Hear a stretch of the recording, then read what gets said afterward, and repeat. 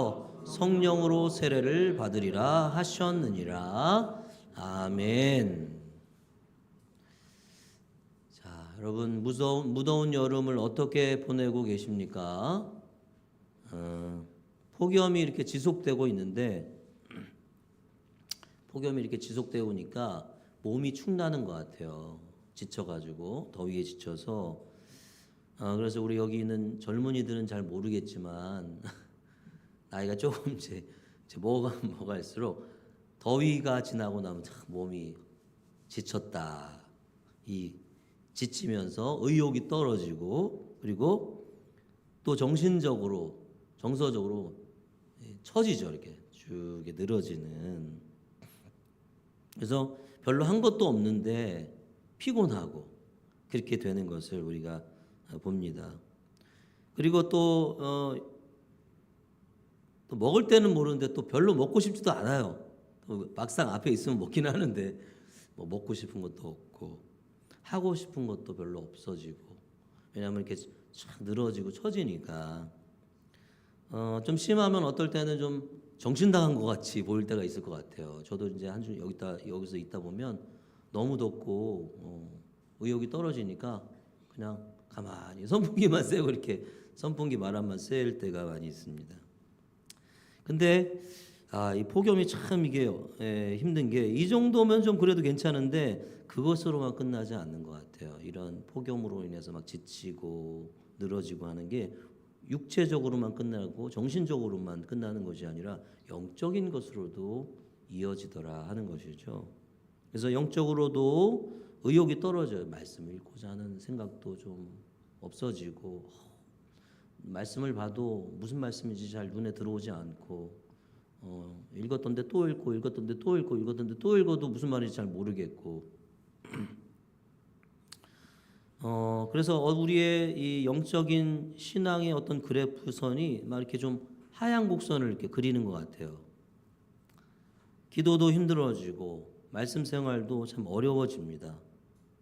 기도도 집중하기 참 쉽지 않고 그러다가 보면 어떻게 됩니까? 우리가 또 자극적인 것은 눈에 잘 띄거든요. 자극적인 것. 그래서 뭐 TV, 유튜브, 또 게임, 또 순간을 재밌게 하는 그런 것들 있잖아요. 그런 것들에 집중하게 그런 것들에 빠지기 쉽죠. 이럴 때 그런 것들에 빠지기 쉽고 그리고 그런 것들이 주는 얕은 즐거움 그냥 순간 막 웃고 마는 그런 거 있잖아요. 그런 즐거움에 빠지다 보면 영적인 깊은 주님 안에서 누리는 영적인 기쁨과 즐거움은 점점 이렇게 사라지게 되는 거죠. 점점 사라지고 더 깊은 하향 곡선, 더 깊은 침체에 빠지게 되는 것 같아요.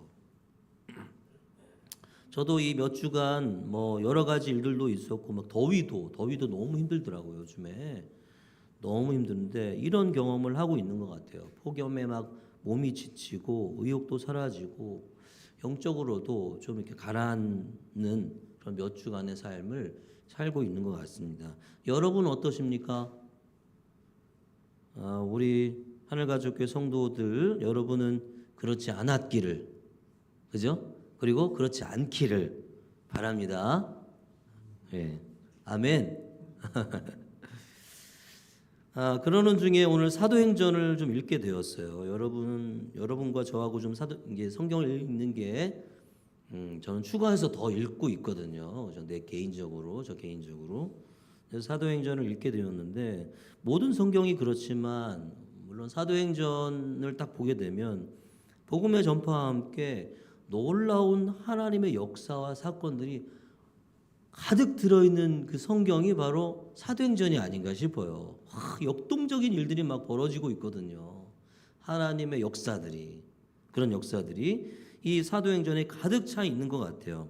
그래서 마치 영화나 드라마를 보면 막 빌런들, 막 악당들 이런 사람들로 인해서 막 고난을 당하다가 마지막에 이 주인공이 막 역전해가지고 막 그들이 심판받고 막 이런 걸 보면 우리가 막 쾌감을 느끼잖아요. 주로 이렇게 막 쏴 죽이는 거라 좀 그렇지. 그래서 그렇지. 그죠? 주인공이 막 이기고 우리 편이 이기면 막 뭔가 카타르시스가 막 일어나고 막 와, 그렇지, 이렇게 돼야지 막 이러면서 막 즐거움이 일어나잖아요. 여러분 사도행전을 읽다 보면 그런 즐거움이 있는 것 같아요. 그렇지, 주님이 이렇게 역사에 나가고 막 모든 벽과 장애물과 이런 것들을 돌파해가는 이런 모습을 볼 때, 야, 너무 좋다, 너무 좋다. 그런 기쁨들이 이 사도행전을 보면 쾌감, 어떤 기쁨, 즐거움들이 있는 것 같아요. 그리고 성경 그 사도행전을 잘 읽어보면 그 놀라운 역사와 승리의 한가운데에 누군가가 있어요. 이분이 계셔요. 이분이. 누굴까요? 성령 하나님. 이 놀라운 역사의 한가운데에 성령 하나님이 계시는 것을 볼 수 있어요. 그래갖고 성경을 보다 보면, 사도행전을 보다 보면 사도 바울이 원래 마게도니아로 가려고 하지 않았잖아요. 그죠? 근데 길을 막으시는 거예요. 그리고 꿈을 꾸고 마게도니아 사람이 건너와서 우리를 도우라. 이런 일들, 여러분, 저는 그런 걸 볼 때마다 와, 성령님이 이렇게 사람을 인도하시는구나. 가지 마라. 가지 마라.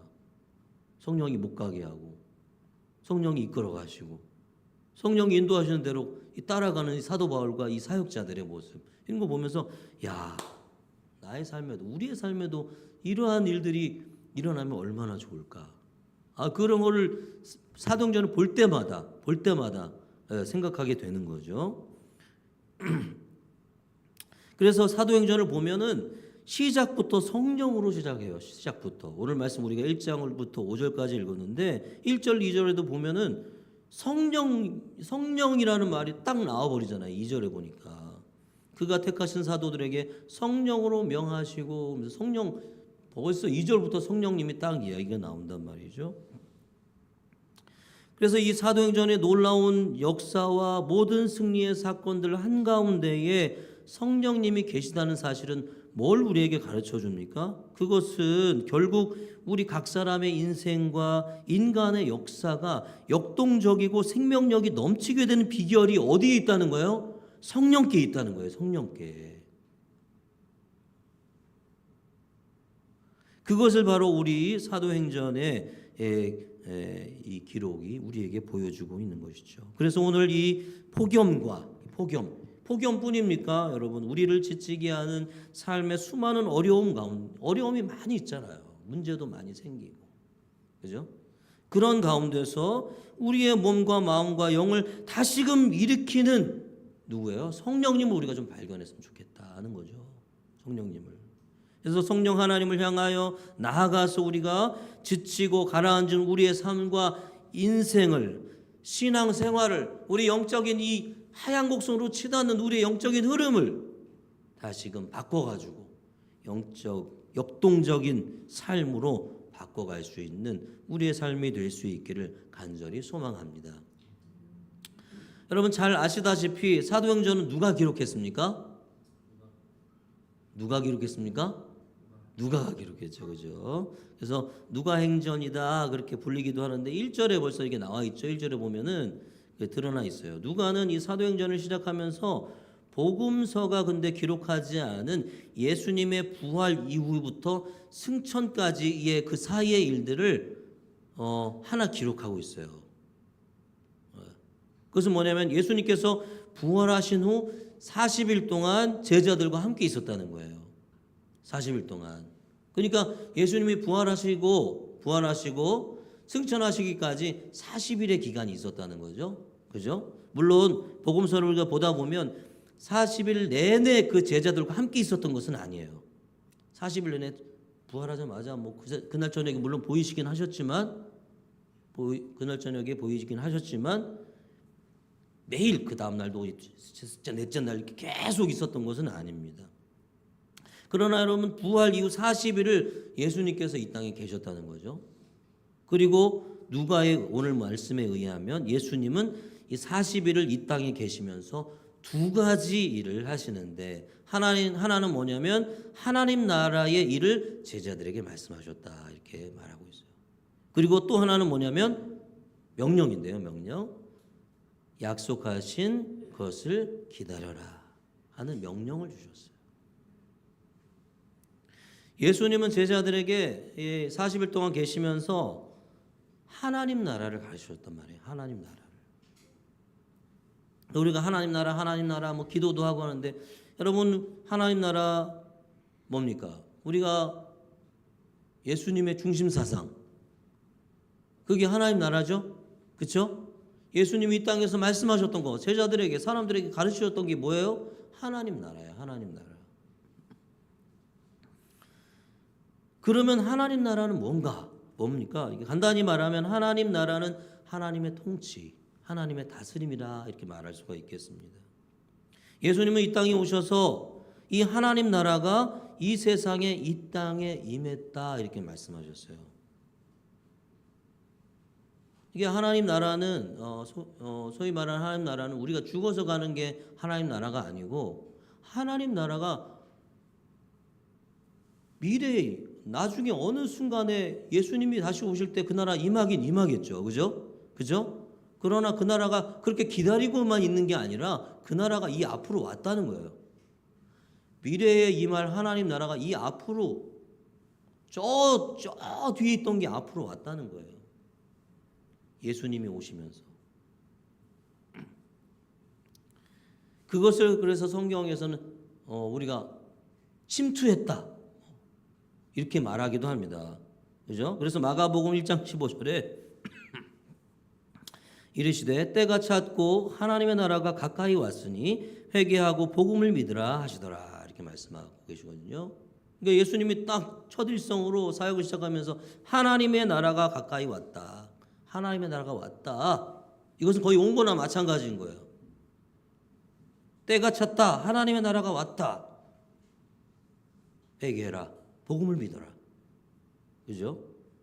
그러니까 하나님의 통치, 하나님의 다스림이 하나님의 나라가 이미 예수와 함께 이 세상에 왔다. 그러니 회개해라. 하나님의 나라가 왔어. 나중에 저 미래에 오는 게 아니야. 이미 왔어 여기에. 이미 왔으니 복음을 믿고 빨리 회개해라. 회개하고 빨리 돌이켜서 복음을 믿어라. 그 말은 무슨 말입니까? 하나님의 통치 안에서 살아라. 예수를 받아들이고 하나님 나라를 받아들이고 이제 그 안에 들어가서 살아라. 비록 우리가 이 땅에 살지만 하나님의 나라, 하나님의 다스림 아래 살아라 하는 말이죠. 즉 우리가 사는 이 세상은 여전히 사탄이 통치하는 그런 나라지만 여러분 예수님의 오심과 죽음 그리고 부활로 인해서 미래에 오실 그 하나님 나라가 지금 바로 여기에 임했다는 거예요. 그러니까 하나님의 통치가 이 세상에 왔으니 이제 이 세상에 속하지 말고 이미 임한 하나님 나라 속에서 살아가라는 것이죠. 그래서 우리는 이제 이 두 나라가 두 세상이 겹쳐져 있는 세상에 우리가 살고 있는 거예요. 이 세상은 계속 유지되고 있고 그 속에 하나님 나라가 왔으니 이렇게 겹쳐 있는 거예요. 우리가 지금. 그러니까 이 세상에 사는 우리는 어떻게 살아야 된다는 거예요? 하나님의 통치대로 살아가는 거예요. 살아가라는 얘기죠. 이 세상의 통치를 벗어 던지고 이 세상을 떠나서 죽으라는 얘기가 아니고 이 세상의 가치와 질서대로 사는 것이 아니라 하나님 이미 임한 하나님 나라의 질서와 가치대로 살아가라. 이제 그것이죠. 그것이 좀 이게 좀 간단히 말하면 이게 하나님 예수와 함께 임한 하나님 나라인 것이죠. 여러분 이것이 굉장히 중요해요. 굉장히 중요해요. 이 하나님 나라를 알 때 왜 우리가 여기에서 지금 살아가고 있는가 이런 거 우리는 어떻게 여기서 살아야 되는가 이런 것들을 우리가 알게 되기 때문에 그런 거죠. 예수님은 부활하셔서 다시 승천하시기 이전에 40일 동안 있을 때 제자들에게 이 일들을 제대로 가르쳐주고 계신 거예요. 다시금 가르쳐주고 계신 거예요. 그리고 예수님께서 제자들에게 이렇게 하나님 나라를 가르쳐주시고 그 다음에 명하신 게 하나가 있어요. 오늘 말씀해 보니까 뭡니까? 바로 아버지께서 약속하신 것을 기다리라. 아버지께서 약속하신 것은 뭘까요? 오늘 5절에 그 말씀이 그게 나오죠. 성령, 그죠? 성령이죠. 요한은 물로 세례를 베풀었으나 너희는 몇 날이 못 되어 성령으로 세례를 받으리라. 성령으로 세례를 받는다는 것은 성령이 임하신다는 것이죠. 그죠? 그래서 예수님은 아버지께서 약속하신 성령을 기다려라 이렇게 제자들에 명하고 있습니다. 왜 그럴까요? 하나님 나라를 가르쳐 주셨어요. 40일 동안 내내 집중적으로 하나님 나라, 내가 누구고 너희는 누구고 어떻게 이 땅에서 살아야 되고 이런 것들 다 가르쳐 주셨어요. 그런 다음에 성령을 기다리라. 최종적으로 말씀하신단 말입니까? 왜 그럴까요? 약속하신 성령 하나님이 오셔야 여러분 우리가 이 중간 시대라 그럴까요? 겹쳐진 시대. 그죠? 이 세상 나라와 하나님 나라가 겹쳐진 이 시대를 이 시대를 성령이 오셔야 살아갈 수 있기 때문에 그렇습니다. 우리의 신앙의 삶, 이 중간 시대의 삶은 성경 이게 반드시 필요해요. 하나님의 말씀이 반드시 필요해요. 진리가 필요해요. 그러나 이것만으로 우리가 살아갈 수가 없어요. 우리를 인도하시는, 우리를 이끌어 가시는 누가 계셔야 된다는 거예요? 성령 하나님이 계셔야 된다는 거예요. 성령 하나님. 여러분, 저도 그렇습니다만 신앙생활을 하다 보면 그런 생각 들 때가 있지 않습니까? 이게 신앙생활이 단가? 교회 가고 예배드리고 성경 읽고 기도하고 뭔가 이 알맹이 뭔가 있을 것 같은데 이 알맹이는 빠진 채 그냥 이 껍데기만 있는 것 같은 그런 느낌을 가질 때가 있잖아요. 그렇지 않습니까? 이게 단가?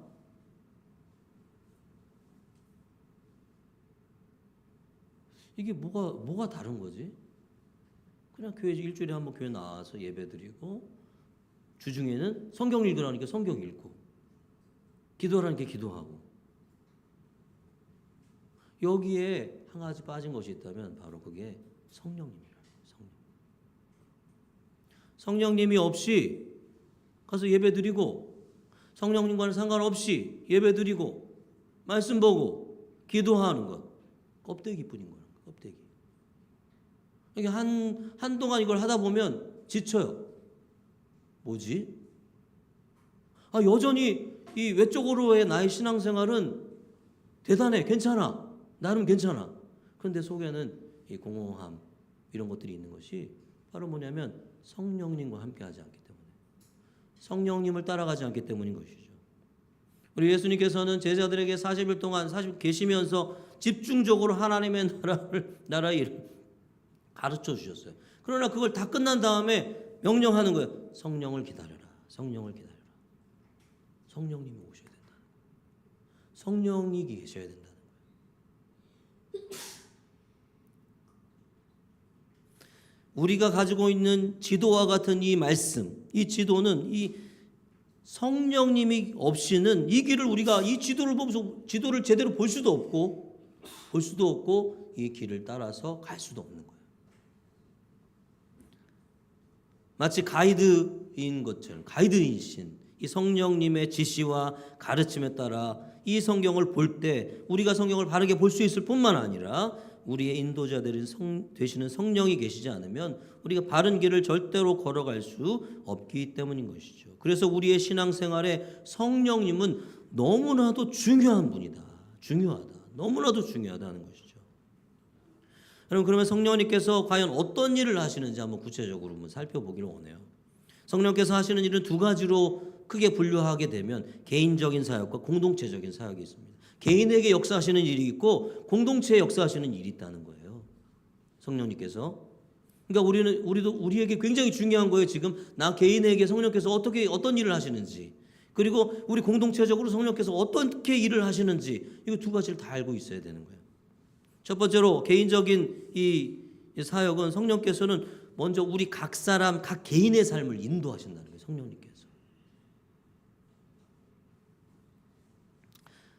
우리가 간단하게 우리가 깊게 살펴보지는 않겠습니다. 간단하게 보겠습니다.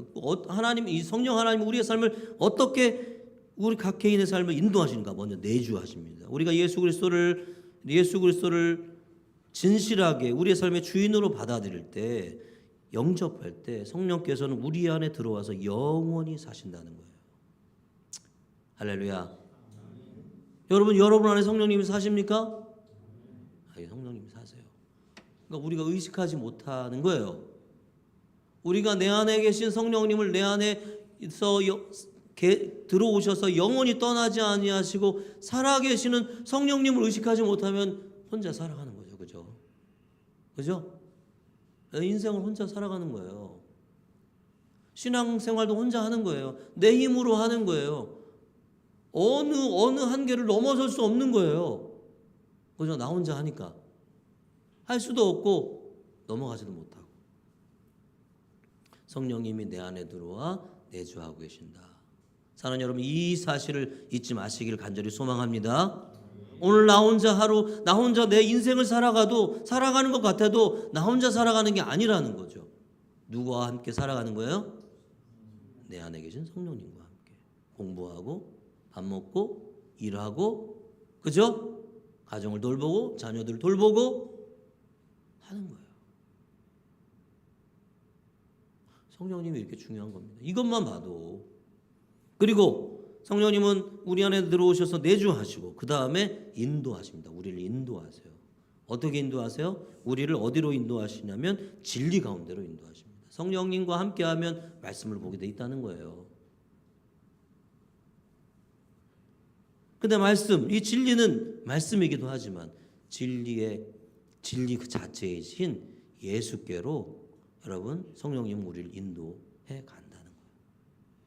우리 성령님과 함께 말씀을 보게 되면 그 안에서 예수 그리스도, 우리를 위해서 십자가 달려 돌아가신 예수 그리스도를 발견하게 되고 우리가 그 예수 그리스도를 향해 나아가게 된다는 것이죠. 그러니까 성령님은 항상 우리를 누구에게로? 예수에게로 인도하신다. 할렐루야. 여러분, 성령의 인도 따라 늘 예수님에게로 향하여 나아가는 저와 여러분 되기를 간절히 소망합니다. 성령님이 계시지 않으면 우리는 예수를 발견할 수가 없는 거예요. 세 번째로 성령님은 어떤 일을 하시는가? 예수께로 인도하실 뿐만 아니라 우리 성령의 열매를 맺게 해줍니다. 성령의 열매. 성령의 열매는 뭡니까? 인격의 열매예요. 인격의 열매. 우리 갈라디아서 5장에 보면 성령의 9가지 열매가 나오지 않습니까? 혹시 기억나십니까, 여러분?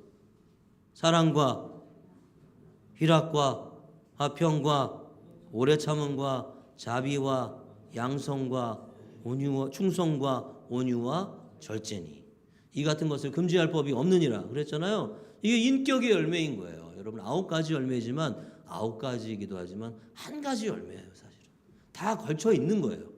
그죠? 나는 사랑은 있는데 온유가 없어, 이게 아니에요. 사랑하는 사람은 온유한 거예요. 그죠? 온유한 사람은 절제하는 것이죠. 절제하는 사람인 것이고. 우리가 예수님께로 나아가면 나아갈수록 어떻게 된다는 거예요? 우리의 인격이 변화된다는 거예요. 인격의 열매가 맺힌다는 것이죠. 사랑하는 여러분, 여전히 내 안에 버럭하는 성질 있으신 분 계십니까? 여러분, 예수님께로 더 나아가야 돼요. 성령님을 의지해서 그가 인도하시는 예수께로 나아가야 돼요. 그래 우리의 인격이 변화되는 거예요. 아직 우리도 여전히, 저도 그렇고 너무 부족합니다만 성령님을 따라가지 않으면 우리는 거기로 갈 수가 없는 거예요. 그 다음에 비전을 보여줍니다. 비전. 성령의 비전이에요. 비전이 뭡니까? 텔레비전입니까? 보는 거죠. 뭘 보는 거예요? 내 사명을 보는 거예요. 나의 삶이 무엇을 해야 되는가를 보는 거예요. 꿈이죠. 다른 말로는 성령께서 우리를 꿈꾸게 한다는 거예요. 아, 내가 이렇게 하면서 이렇게 살면 되겠구나. 이렇게 살아야 되는구나. 이런 일 하면 좋겠구나. 이런 일 하면서 살아가면 정말로 행복하겠구나. 꿈을 꾸게 하신다는 거죠. 물론 성령님이, 하나님이 주시는 꿈이지 내 개인의 꿈이 아닌 거죠. 그죠? 나는 그냥 돈 많이 벌었고 막 이렇게 살고 싶어. 이런 게 아니고 주님이 주시는 꿈. 그죠? 주님의 꿈. 비전 보게 된다는 거예요. 사랑하는 여러분, 성령님과 함께 여러분 자신의 개인의 여러분 이 비전, 꿈을 볼 수 있기를 간절히 소망합니다. 꿈을 꿀 수 있기를 소망합니다. 지쳐서 아무것도 하기 싫고 이런 환경 속에서 떨쳐 일어나서, 그래 내가 꿈 있는 사람은 막 그걸 이겨내잖아요. 이 어려움을 이겨내잖아요. 견뎌내잖아요. 성령님이 주시는 비전, 꿈을 꾸는 사람은 이겨낸단 말이죠. 그 다음에 뭡니까? 성령의 능력입니다. 능력. 주님은 능력을 주세요. 꿈은 꾸게 했는데 힘이 없어. 이르지 않으신다는 거죠. 능력을 주신다는 거예요. 사랑하는 여러분, 우리의 능력, 우리가 주님 앞에 바로 살고자 하는 그런 능력 어디서 나옵니까? 나한테서 나오지 않아요. 주님이 성령께서 나와 함께 하실 때 그가 주시는 능력으로 우리가 우리의 일들을, 우리에게 주신 주님의 일들을 할 수 있게 되는 것이죠. 사랑하는 여러분, 이런 능력도 얻으시기 바랍니다. 자, 그 다음에 은사도 주십니다. 은사. 하나님 우리 안에 들어오셔서 어떻게 합니까? 우리를 예수님께로 인도하시고 진리이신 예수께로 인도하시고 예수와 함께 하다 보니 인격의 열매를 맺고, 그죠? 인격의 열매를 맺고 보니 내가 어떻게 살아야 되겠구나를 깨닫게 되고, 그리고 주님께서 깨닫게만 해주신 것이 아니라 능력도 주시고 또 은사도 주시는 거예요. 은사는 우리 이미 여러분 각 사람마다 이미 하나님께서 은사를 주신 줄 믿습니다.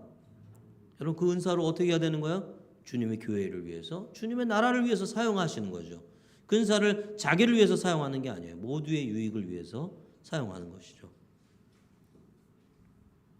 그래서 이런 은사를 성령께서 우리에게 주셔서 공동체의 유익을 위해서 공동체를 세워나갈 수 있도록 성령께서 우리에게 이 은사를 허락해 주신다.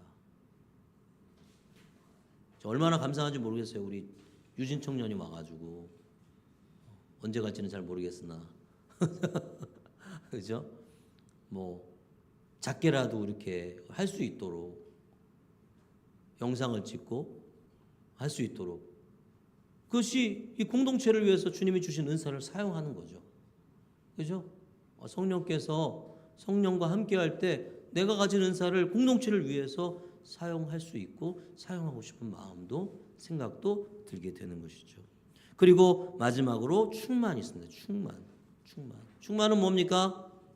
저 보세요. 주님께서 내 안에 들어와 계시고 나를 진리이신 예수께로 인도하시고, 그리고 예수와 함께 하니까 인격의 열매를 맺게 되고 꿈을 꾸게 되고 그 꿈을 이룰 수 있는 힘도 주시고 은사도 주시고, 이것 자체가 다 뭡니까? 충만인 거예요. 성령으로 충만한 일이, 과정이 다, 이 모든 과정이 성령으로 충만한 것이다. 성령 충만은 무슨 이상한 다른 따로 있는 그런 게 아니다. 성령과 함께하는 삶 쭉 이렇게 이어질 때 이게 성령 충만한 모습이다. 사랑하는 여러분, 성령님이 이렇게 우리 각 사람들을, 여러분 한 사람 한 사람을 이렇게 이끄신다는 거예요. 이끌고 싶어 하신다는 거예요. 여러분 이런 사람이 있다고 한번 생각해 보세요. 이런 삶과 지금 나의 삶을 한번 비교해 보시죠. 어떻게 다릅니까? 지치고 가난해져 있어서 아무것도 하기 싫고 이거 하면 하는 건지도 잘 모르겠고, 이런 삶과 성령님이 한 영혼을 이렇게 이끄시러 가시는 그런 삶과 여러분 완전 다르지 않겠습니까? 그죠? 여러분, 성령이 이끄시는 삶을 소망하시길 바랍니다. 우리의 삶도 성령님 나를 이렇게 이끌어 주십시오. 하나님이 한 인생을 이렇게 이끌어 가신다는 거예요. 성령님이 어느 날 갑자기 능력을 주셔갖고 갑자기 방언하고 이게 아니야. 성령 하나님 한 인생을, 여러분 보세요. 비전과 능력과 은사, 충만, 이게 뭡니까? 인생을 이끌어가는 거예요. 그냥 한순간에 어떤 능력을 줘가지고 이걸 하게 하고 이런 게 아니에요. 성령님은 우리가 예수를 받아들이는 그 순간 내 안에 들어오셔서 하나님 앞에 정말 설 때까지 우리 인생을 이끌어 가시는 분이라는 거예요. 사랑하는 여러분, 이런 인생을 꿈꾸시길 간절히 소망합니다. 꿈꾸시길 바라요. 어떨 때 그렇게 됩니까? 오늘 기도하면서 성령님과 함께 기도할 때, 성령님을 의지해서 기도할 때, 내 안에 계신 성령님을 의식하고 그와 함께 기도하고 그와 함께 말씀 보고, 그죠? 그와 함께 일하고 그와 함께 놀기도 하고, 그죠? 그와 함께 쉬고 그와 함께 시간을 보낼 때 우리 인생이 성령께서 이끄시는 인생이 된다는 거예요. 사랑하는 여러분, 우리 하늘 가족에 속한 모든 성도들의 삶이, 각 개인의 삶이 이렇게 성령께서 이끌어 가시는 삶이, 역동적인 삶이, 너무나도 행복하고 즐거운 삶이 될 수 있기를 간절히 소망합니다. 여러분, 그러면 성령께서 개인의 삶을 이끄실 뿐만 아니라 공동체를 이끄신다고 했어요. 공동체 어떻게 이끄시는가? 오늘 사도행전에 오늘 말씀에 명백히 드러나는 두 가지만 한번 살펴보기를 원합니다. 첫 번째 뭐냐면 증인 되게 하신다는 거예요. 성령께서는. 성령님은 공동체를 이끌어서 증인이 되게 하신다. 여러분 1장 8절 한번 읽어볼까요? 성경 펴놓으셨으니까 8절 한번 읽어봅시다. 시작. 오직 성령이 너희에게 임하시면 너희가 권능을 받고 예루살렘과 온 유대와 사마리아와 땅끝까지 이르러 내 증인이 되리라 하시니라. 아멘. 내 증인이 되리라. 성령이 임하시면 내 증인이 된다 이렇게 얘기하잖아요. 여러분, 증인이 되는 것은 개인적인 일이기도 하지만 이건 공동체적인 일이기도 합니다. 너희가 성령을 받으면, 성령이 임하시면 너희는 증인이 된다 말씀하셔요. 너희는 증인이 된다라고 하지 않습니까? 너가 증인이 된다라고 말하지 않고 너희는 증인이 된다라고 말씀하세요. 여러분 2장 11절도 한번 볼까요? 2장 11절 사도행전 2장 11절 2장 11절 읽어보겠습니다. 사도행전 2장 11절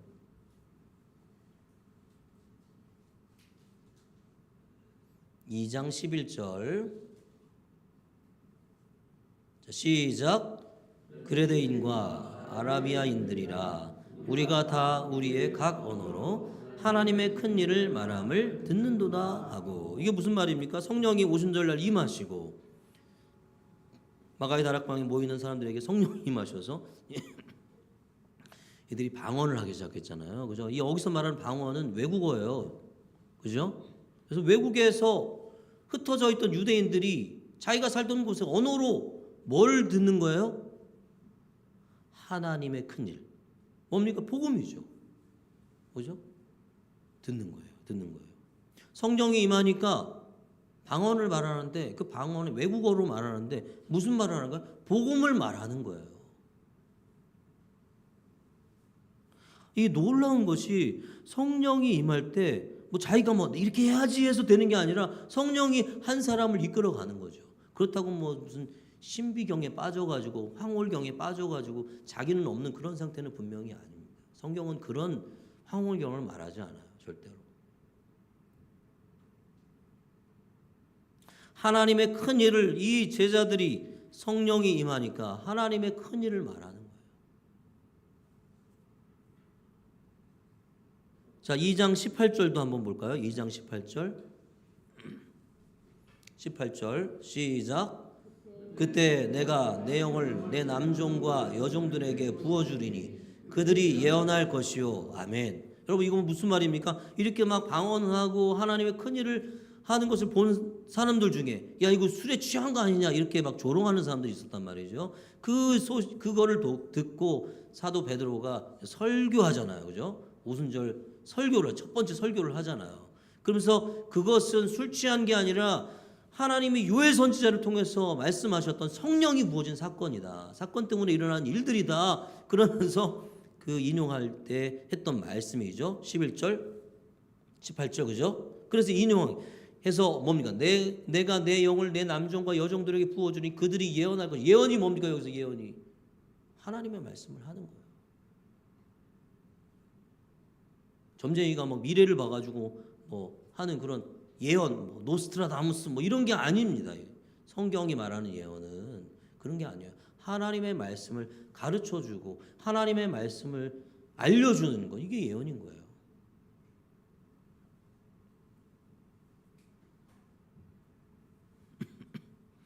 성령이 임하니까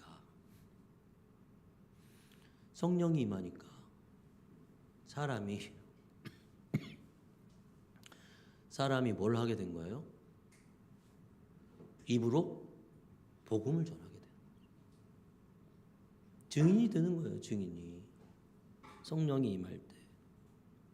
여러분 그것만이 아닙니다. 성령께서 우리를 증인으로 만드셔서 하나님 나라 복음을 전하게 하시는 것은 뭘 하기 위함이었을까요? 교회를 세우기 위함이었어요. 교회를. 2장 41절부터 41절 한번 볼까요?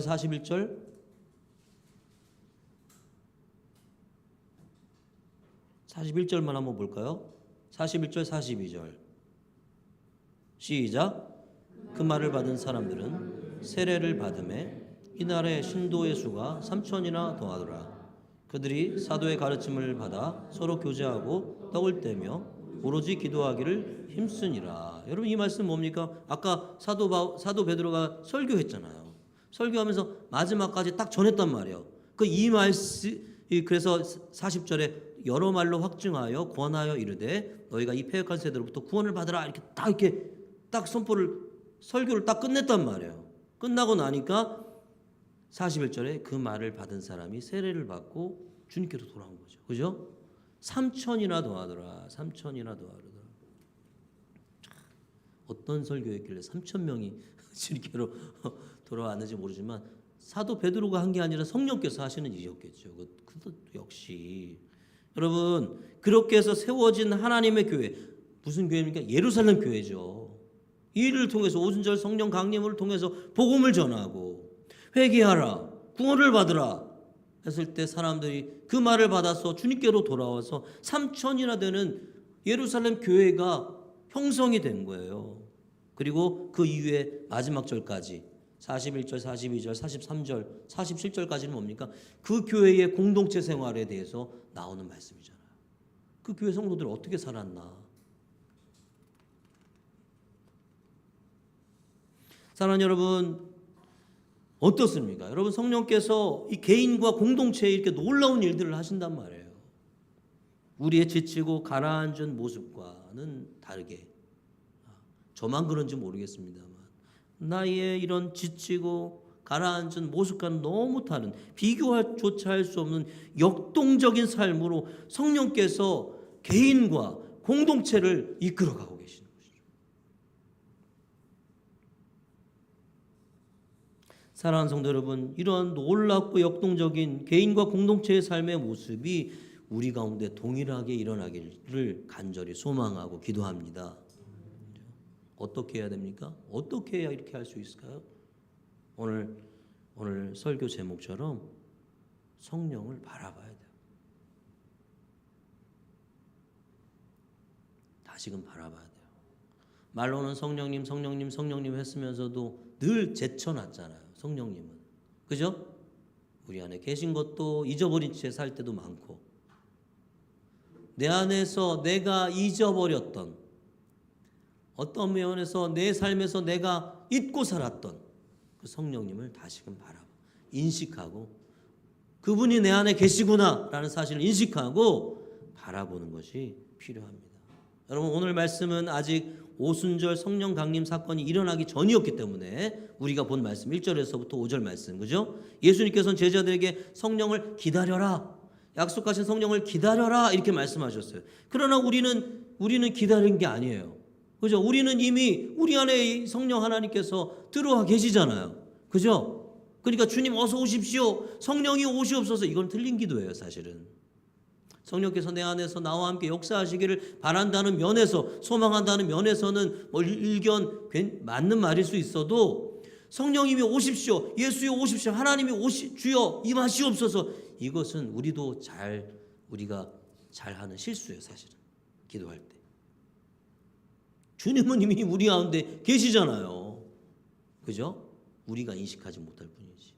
우리가 잃어버릴 뿐이에요. 그래서 아까 처음에 말씀드린 것처럼 성령께서는 이미 우리에게 오셔서 영원히 우리를 떠나지 않으시고 내주하세요. 요한복음 14장 16절에 내가 아버지께 구하겠으니 예수님께서 하신 말씀이죠. 아버지께 구하겠으니 그가 또 다른 보혜사를 너희에게 주사 영원토록 너희와 함께 있게 하리니. 영원토록 우리와 함께 계신 분 성령 하나님. 그러니 우리는 이제 성령을 기다릴 필요는 사실 없습니다. 이미 우리 안에 계시니까. 말씀을 읽고 기도를 해도 우리의 신앙의 삶에 역동성이 없는 것은 뭡니까? 우리 안에 계신 성령님을 우리가 바라보지 못하고 그를 의지하지 못하고 그와 함께 읽지 못하고 그와 함께 기도하지 못하고 그와 함께 살지 못하기 때문이라는 것이죠. 그가 진리로 우리를 인도하기 시작하면 우리는 성령으로 충만하게 되고 증인되고 교회를 세우는 놀라운 일들을 할 수 있는, 우리는 할 수 없지만 우리를 통해서 성령께서 그렇게 할 수 있게 하실 줄로 믿습니다. 사랑하는 여러분, 성령을 의지하고 성령을 바라보지 않고 성령을 의지하지 않고 성령님을 바라보지 않고 내 의지와 힘으로는 있을 수 없고 할 수 없는, 성령님을 의지하지 않으면 어떤 것도 우리는 할 수 없습니다. 그러니 우리가 다시금 우리 안에 계신 이 성령님을 바라보시기를 간절히 소망합니다. 그와 함께 말씀을 보십시오. 우리가 주간 이 말씀 묵상에도 보면 첫째 날 월요일 날 어떻게 묵상할지 써놨잖아요. 그죠? 자, 말씀을 묵상하기 전 성경의 저자이신 성령님의 도우심을 간구합니다. 그죠? 첫 번째. 성령님이 성경을 쓰셨는데 성령님과 상관없이 내가 깨달아 알겠다고 알 수가 없는 거죠. 할 수가 없어요. 그와 함께 말씀을 보십시오. 이번 새로 시작하는 한 주간 사랑하는 여러분, 그와 함께 말씀을 보십시오. 그와 함께 기도하십시오. 그와 함께 삶을 살아가십시오. 그럴 때 우리의 삶에 다시금 지치고 늘어져 있고 주저앉아 있고 뭐 해봐야 되나 하는 이런 생각들이 점점 사라지고 우리 안에 성령께서 주시는 기쁨과 즐거움이 넘치는 삶으로 성령께서 우리를 인도해 주실 것을 믿습니다. 여러분, 돌아오는 한 주간 성령님을 다시금 바라보시고 그를 통해서 역동적인 이 사도신경에 나와 있는 역동적인 신앙의 삶을 조금씩 회복해 가시는 저와 여러분이 될 수